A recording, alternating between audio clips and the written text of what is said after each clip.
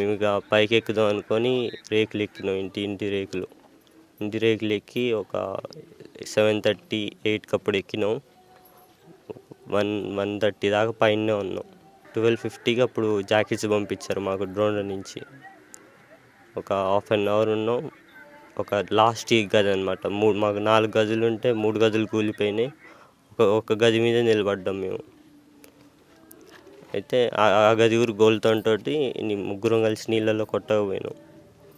Daddy విడిపోయిండు, అవుపల్లె daddy. Mummy నేను కొద్దిసేపు కలిసి ఉన్నాం ఒక దగ్గర. అయితే కొద్దిగా ముందుకి వాళ్ళు వచ్చి కొట్టింది, కొద్దిగా ముందుకు పోయినాం ఇద్దరం. ఇక వాళ్ళు ఇక తన్నుకొని పోయినాయి మమ్మల్ని.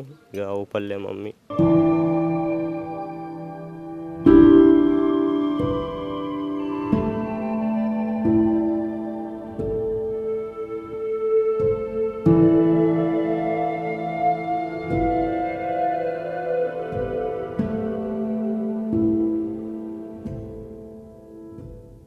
మొత్తం సరౌండ్ అయిపోయినాయి, నీళ్ళు ప్రెజర్తో వస్తున్నాయి, మొత్తం వాటర్. మేము 12 దాకా నమ్మకంగా ఉన్నాం. 1 నుంచి ఇక మాకు నమ్మకం పోయింది. వీళ్ళు ఫోన్లు ఎత్తట్లేదు, ఎటువంటి జవాబు లేదు. కొద్దిగా టైం తీసుకుంటున్నారు ఫోన్ లిఫ్ట్ చేయడానికి కూడా.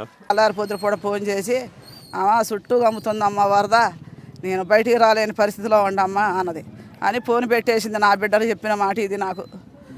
నా బిడ్డ, నా పెద్ద బిడ్డ అయ్యా, 2 మగ పిల్లగాళ్ళు అయ్యా, చిన్న పిల్లగాళ్ళు, ఇట్లా అయిపోతుంది అనుకోలేదు.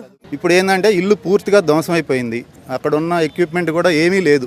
100కి 100% మొత్తం నాశనం అయిపోయింది. కింద మట్టితో సహా పోయింది. ఇప్పుడు ఆ 2 పిల్లలు అనాథలైపోయారు.